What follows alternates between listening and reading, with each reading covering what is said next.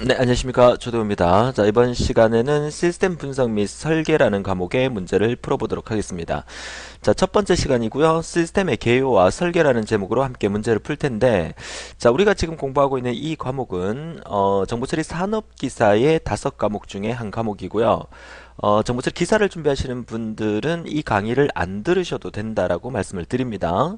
하지만 정보처리 기사를 신청하신 분들 강의실 내에 이 시스템 분석 및 설계라는 과목을 따로 넣어둔 이유는 본 강에서도 제가 설명을 드렸지만 정보처리 기사를 칠 수 있는 자격이 되면 정보처리 산업기사를 칠 수 있는 자격도 되시기 때문에 같은 날 오전에 기사를 친다면 오후에 산업기사를 치기 때문에 원서 접수하실 때 기사와 산업기사를 동시에 접수하셔서 오전에 기사를 치고 오후에 산업기사를 치면 훨씬 더 유리하다라고 말씀을 드리고 있어요.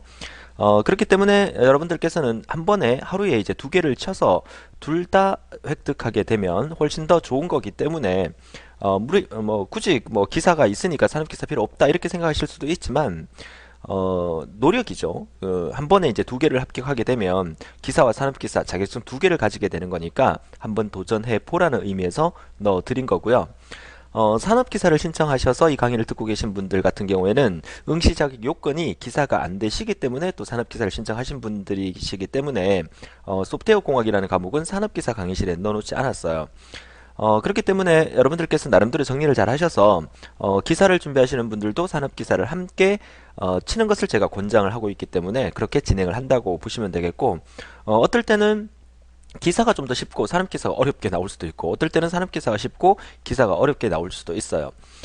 그리고 이제 본강에서도 말씀을 있고 또 드리겠지만, 산업기사 같은 경우에 시스템 분석 및 설계에 지금 총 8강으로 구성되어 있는데, 6강까지는 시스템 분석 및 설계에 대한 내용이지만, 7강, 8강, 2강은 역시나 소프트웨어 공학에 대한 얘기를 하고 있으니까, 정보처리 기사를 준비하시는 분들이 혹시나 산업기사를 한번 쳐보겠다 해서 이 강의를 들으신다면 6강까지만 들어주시면 된다라고 말씀을 드립니다. 왜냐하면 7강, 8강은 소프트웨어 공학과 중복되는 부분이기 때문에 그렇죠. 나름대로 계획을 잘 잡으셔서 둘 다 응시할 건지 하나만 응시할 건지 계획 잘 잡으셔서 진행해 주셨으면 좋겠습니다. 자, 서두가 길었는데요. 자, 본격적으로 시스템 분석 및 설계의 1번 문제부터 같이 풀어보도록 하죠. 자, 시스템이라고 하는 것은 여러 가지 다양한 부분을 하나로 모아서 하나의 어떤 구조를 만들어내는 것들을 의미하는 거고 제가 본 강의에서 홈시어터 시스템에 대한 예를 들었었죠. 뭐 스피커 따로 구매하고 TV 따로 구매하고 뭐 소파도 하나의 그 홈시어터 시스템이 될 수가 있겠죠. 이렇게 여러 가지를 구성을 해서 하나의 어떤 홈시어터 시스템을 만든다라고 얘기를 했죠. 자, 잘못된 것은 그랬는데 라번에 보니까 상호 관련 없는 구성 요소가 조합되어 어떤 목적을 유기적으로 결합한 것이다 라고 되어 있는데 어떻게 보면 맞는 말 같지만 상호 관련이 전혀 없는 것끼리 모이는 게 아니라 TV나 스피커나 사실 TV를 보려면 스피커에 소리가 나와야 되니까 서로 유기적으로 어느 정도 관계가 있는 것끼리 모아서 하나의 시스템을 구성한다. 이렇게 보셔야 되는 게 맞습니다. 정답은 라번이 틀렸고요. 자, 나머지 맞는 말이니까 한번 읽어봐 주시면 좋겠고요. 자, 시스템 분석 및 설계라는 이 과목은 사실 개념적인 문제도 많이 나오지만 순서를 묻는 문제가 상당히 많이 나옵니다. 그래서 뒷부분에 보면 아시겠지만 또 순서 부분을 여러분들이 잘 외워두셔야 되겠고 그리고 이제 기본적으로 간단한 문제들이 많기 때문에 좀 빠르게 진행해도 무난하지 않을까 그렇게 생각합니다. 자, 2번 문제 역시나 자, 일반적으로 시스템에 대한 정의는 여러 각도로 생각해 볼 수 있는데 자, 적절하지 못한 것은 역시 라번이 틀렸는데요. 추상적인 목표를 달성하기 위한 게 아니라 정해진 어떤 그 공동 목표를 달성하기 위해서 서로 관련 있는 것끼리 묶인 것을 우리가 시스템이라고 하죠. 추상적이라는 말이 거리가 있다고 보시면 되겠어요. 정답은 라번이 되겠고요. 자, 3번 문제는 시스템의 기본적인 특성의 종류를 묻는 문제가 상당히 많이 나오고 있어요. 빠르게 진행을 합니다. 보세요. 제어성, 그리고 목적성, 그리고 자동성 있다고 보시면 되겠고 정보성은 없습니다. 4번 문제가 상당히 중요하죠. 시스템의 기본 구성 요소에 해당되지 않는 것은 기본 구성 요소는 입력과 일단 출력이 있어야 되고 그 중간에 처리와 그리고 제어와 잘못됐을 경우에 되돌아가는 피드백 과정까지 만들어 주시면 되겠다라고 보세요.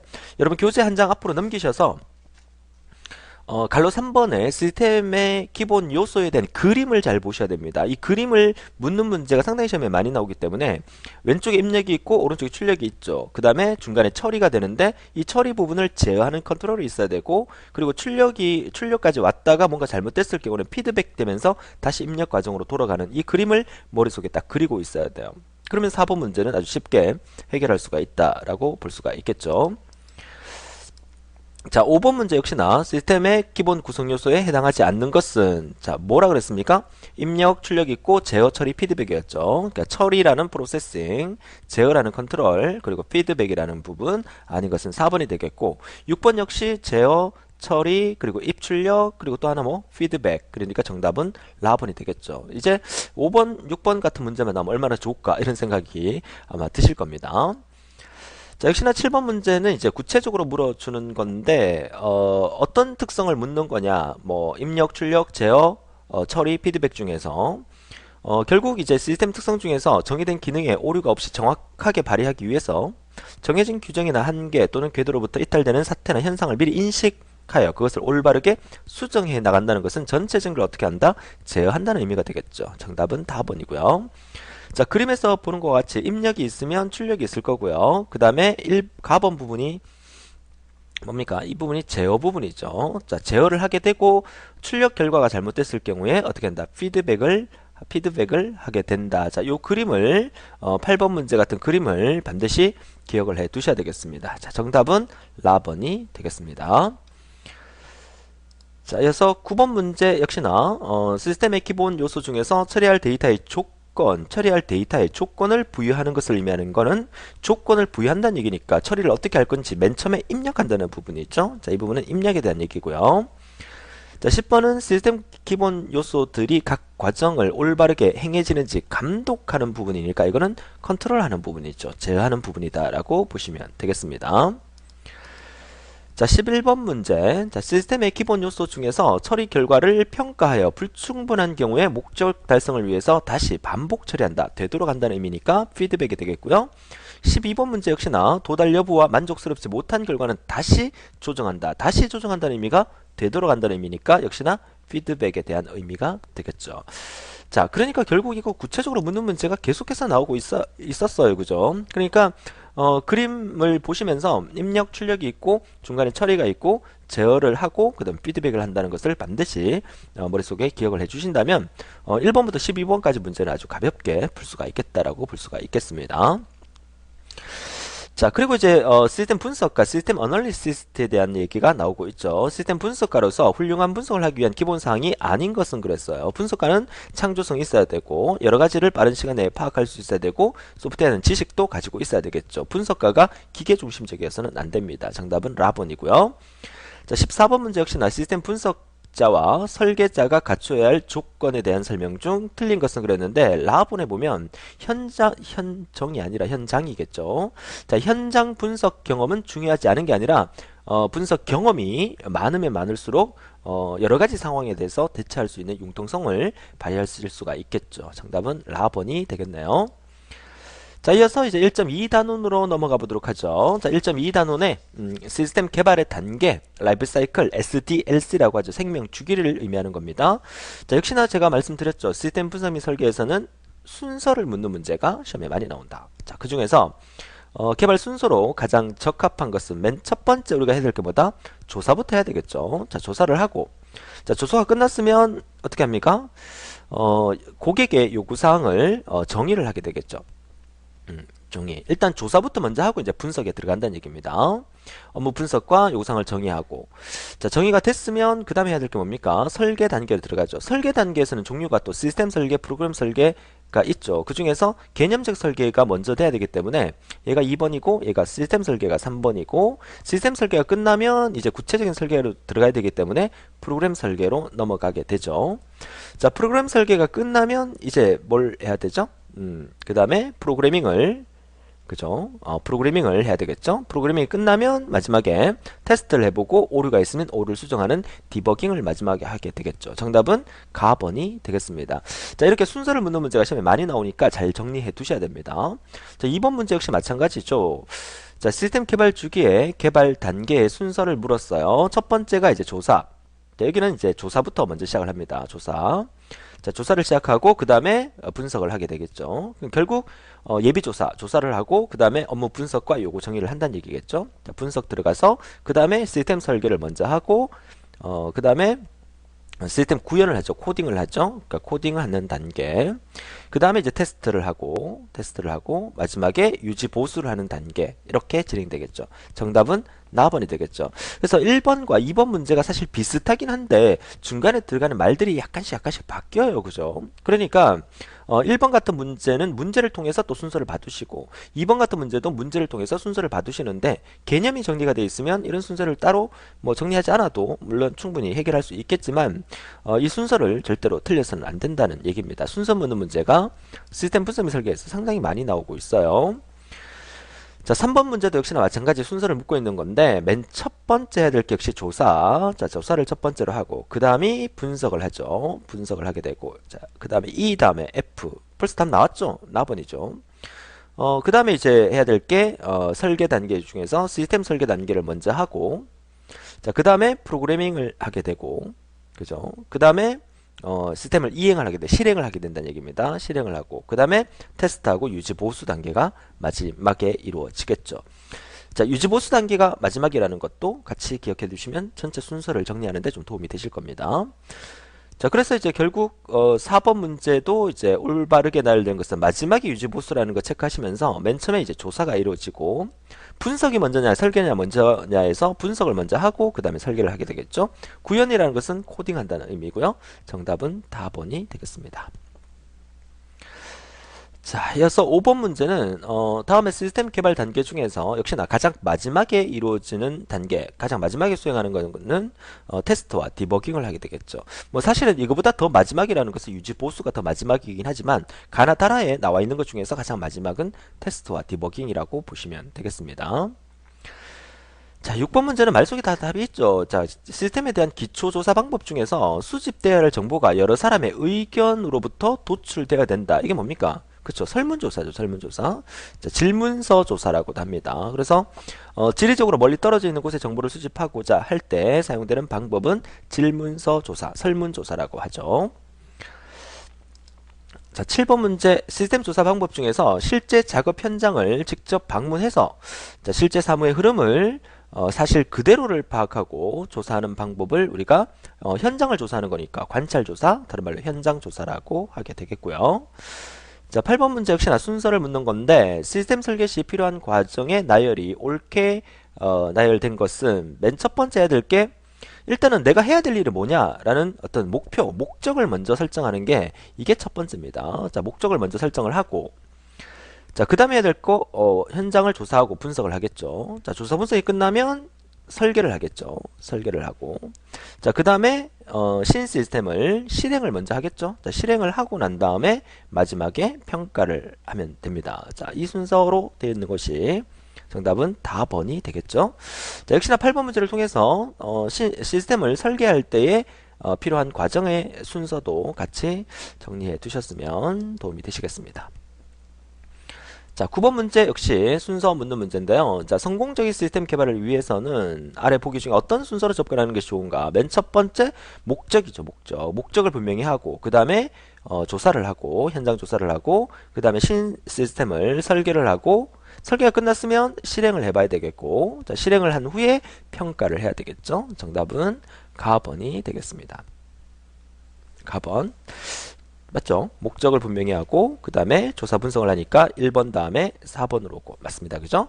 자, 가번이 되겠고 자, 10번 문제 시스템 설계를 위한 분석 과정에 대한 설명으로 옳지 않는 것은 환경 변화에 유연성이 있는 시스템을 개발하기 위해서 기업 환경을 조사할 필요도 있습니다. 자, 개발 과정은 현장과는 별개이므로 현장 조사를 상세히 할 필요는 없다. 이게 파냄새 나는 문제죠. 자, 정답은 나번이 되겠어요. 현장 경험이 풍부해야 시스템 개발을 더 잘할 수 있다라고 보셔야 되겠습니다. 자, 11번 문제는 설계 단계에 산출된 설계 사용서의 내용을 컴퓨터가 인식할 수 있는 프로그램 코드로 변환한다. 이거 코딩하는 과정이죠. 코딩하는 과정 우리가 다른 말로 구현한다 이렇게 얘기를 하죠. 정답은 가번이 되겠네요. 자, 12번 문제. 자, 시스템 개발 단계 중에서 가장 많은 비용이 투입되는 단계다. 이게 뭡니까? 가장 마지막에 이루어지는 유지 보수 단계다. 이거 마르고 닳도록 얘기했던 부분이죠. 자, 유지 보수 단계가 전체 공정의 거의 한 60% 가까이 차지한다고 말씀을 드렸어요. 자, 13번 문제 역시나 유지 보수의 종류는 크게 네 가지가 있죠. 수정 유지 보수, 적응 유지 보수, 또 예방 유지 보수, 또 하나 더 뭐 완전 유지 보수, 완전 유지 보수를 영어로 하면 퍼펙티브 메인테넌스, 그죠? 그래서 네 가지 유지 보수를 기억하시면 돼요. 정답은 4번이고 수정 유지 보수, 적응 유지 보수, 예방 유지 보수, 완전 유지 보수 네 가지를 반드시 외워둘 수 있도록 하시고요. 자, 이어서 2.1 단원의 코드 설계 부분 보도록 하죠. 자, 코드의 기능이라고 볼 수가 없는 것은, 자, 코드라고 하는 것은 우리 인간으로 따지면 우리 인간의 주민번호가 되는 거예요. 그러니까 각 사람의 어떤 유일한 값을 갖고 있는 것, 또는 각 상품의 유일한 일련 번호, 이런 것들을 우리가 코드라고 하죠. 자, 그 코드의 기능은 식별이 가능하거나 또는 분류가 가능하거나 또 배열이 가능한 기능을 나타내는 거지, 검색을 위해서 코드를 쓰는 건 아니다, 이렇게 볼 수가 있겠죠. 일단 코드의 기능은 식별 기능, 분류 기능, 배열 기능이라고 정리할 수 있어요. 자, 여러분 교재도 앞쪽에 한 장 넘겨보시면 코드의 기능은 3대 기능이 분류, 식별, 배열입니다. 반드시 외워두세요. 분류, 식별, 배열 외워두시길 바라요. 틀린 것은 검색 기능 4번입니다. 자, 2번 문제 역시나 코드의 기능이라고 볼 수 없는 것은 분류 기능, 그 다음에 표준화도 포함이 되죠. 표준화. 그 다음에 코드는 최소한 간소화 시켜야 됩니다. 코드가 서로 호환돼서는 안 되겠죠. 코드는 그 값의 유일한 값을 나타내는 거기 때문에 호환 기능하고는 거리가 있습니다. 정답은 라번이 되겠어요. 결국 이제 그 1번 문제도 그렇고 2번 문제도 그렇고 문제는 똑같지만 가나다라가 달라지는 거죠. 그렇지만 우리가 그 코드가 어떻게 사용되는 거다라는 개념을 알면은 이런 문제도 아주 쉽게 해결할 수가 있다고 볼 수가 있겠습니다. 자, 역시 코드의 3대 기능을 물었죠. 이제 거리가 먼 것은 그랬는데 식별 기능, 배열 기능, 분류 기능이라고 했죠. 정렬은 아닙니다. 자, 4번 문제 코드의 설계 순서가 가장 바른 것은, 자, 코드를 설계할 때는 대상부터 먼저 선택을 해야 되고, 그 다음에 그 코드를 쓸 범위와 기간 설정을 먼저 해야 되겠죠. 그리고 난 다음에 코드 설계를 한 다음에 코드표를 작성해야 됩니다. 맨 마지막 단계가 코드표를 작성한다. 다시 말해서 뭐 문서화한다, 뭐 이렇게 설명을 해도 괜찮겠습니다. 정답은 나번이 되겠고요. 자, 5번 문제 역시나 순서를 물어주죠. 코드 설계 순서가 맞는 것은 그랬습니다. 첫 번째는 일단 대상을 먼저 결정하는 게 맨 첫 번째 해야 될 일이고요. 자, 그 다음에 해야 될 게 뭐다? 그쵸, 목적을 명확하게 해야 됩니다. 코드의 목적. 내가 코드를 왜 만들 거냐라는 목적. 자, 목적이 만들어졌으면 그 다음에 해야 될 게 뭐다? 번호 부여의 대상 수가 어느 정도 되는가, 뭐 100명이냐 아니면 10,000명이냐 10만 명이냐 이런 것들을 결정을 해줘야 되겠죠. 자, 그 다음에 해야 될 게 뭡니까? 그 다음에 사용 범위를 결정하게 되고, 사용 범위. 그 다음에 사용 기간을 또 결정하게 되겠고요. 자, 그리고 이제 여섯 번째 과정으로 코드 대상의 특성을 먼저 분석을 하게 되겠고, 그리고 마지막 단계로 번호 부여 방식을 결정하게 됩니다. 자, 이게 마지막 4번이 마지막 7번째가 되겠죠.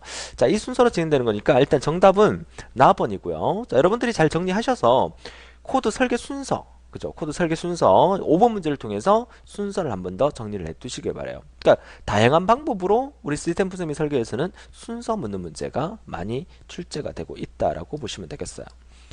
아주 지루할 정도로 나온다, 그죠? 자, 6번 문제 역시나 코드 설계 순서로 옳은 것은 그랬는데 맨 처음에 대상 항목을 결정하는 게 맨 첫 번째고요. 자, 그 다음에 해야 될 게 사용 범위와 기간 결정, 이게 두 번째고, 그 다음에 코드 방식을 결정하는 게 세 번째고, 마지막으로 코드의 문서화. 그러니까 문서화가 항상 마지막 단계다라고 보시면 되겠어요. 이게 마지막 단계가 되겠죠. 정답은 4번이 되겠네요. 자, 역시 7번도 코드 설계 순서를 물었습니다. 첫 번째가 이제 목적을 결정을 하고, 그 다음에 대상을 확인을 하고, 자, 그 다음에 해야 될 게 사용 범위를 결정을 하고, 그 다음에 코드 방식을 결정을 하고, 마지막이 문서화 단계가 이루어진다. 자, 정답은 역시 4번이 되겠습니다. 자, 마지막 단계가 뭐다? 문서화다. 자, 요거 한 번 더 정리해 두시고요.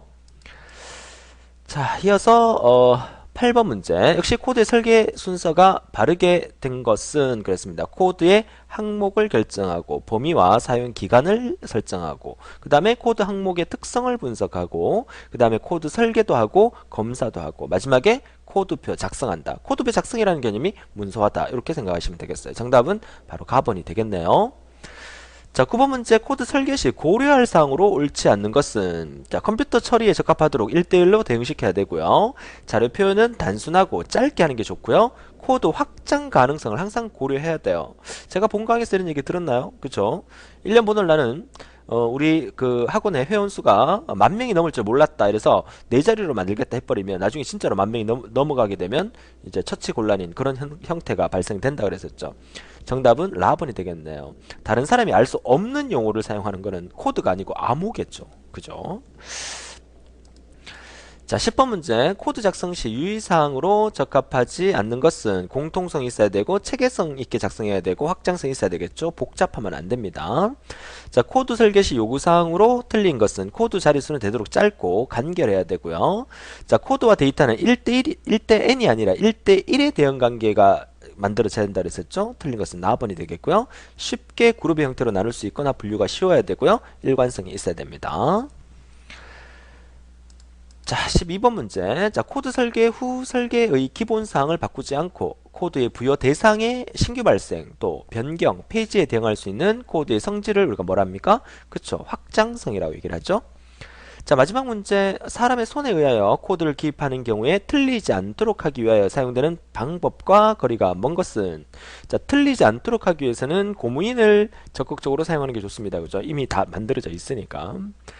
자, 사전 인쇄 마찬가지. 교육 훈련 아니고요. 컴퓨터에 의한 코드 설계가 당연히 이루어져야 되겠죠. 정답은 다번이 되겠습니다. 자, 이렇게 해서 우리가 시스템 분석 및 설계 1단원의 문제를 풀어봤는데 어떻습니까? 시스템 분석 및 설계의 문제가 상당히 많아요. 그죠? 각 단원별로.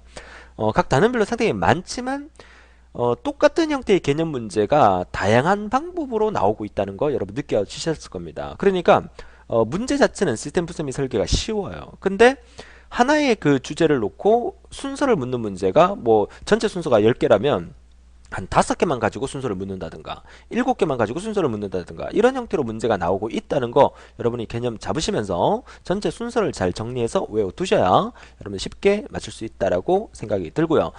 정부처리 산업기사에서 사용되는 시스템 분석 및 설계이기 때문에 시스템 분석 및 설계도 산업기사에서 거의 한 17, 18점은 맞아주셔야 됩니다. 나머지 어려운 과목에서 점수를 좀 잃더라도 이 과목에서 점수를 많이 획득하셔서 전체가 고득점으로 합격하실 수 있도록 정리를 해달라고 부탁을 드리겠습니다. 자, 혹시나 이 강의를 듣고 계시는 분들 중에서 사무자동화 산업기사를 준비하시는 분들은 아마 이 과목이 좀 어렵게 느껴지실 수는 있으세요. 그러니까 사무자동화 과목에 뭐 사무자동화 시스템이나 사무경영관리 계로는 좀 쉬운 과목인 반면에 이 과목과 또 프로그래밍 그 언어 과목 자체가 학생들한테 어렵게 느껴질 수 있지만 시험에 나오는 유형이 정해져 있기 때문에 오히려 또 점수를 많이 획득할 수 있는 그런 과목이다라고 볼 수가 있겠습니다. 자, 정리 잘 해주시기 바라고요. 오늘도 즐거운 하루 보내시고 다음 2강에서 2강 들으시고 체크 문제에서 다시 뵙도록 하겠습니다. 수고하셨습니다.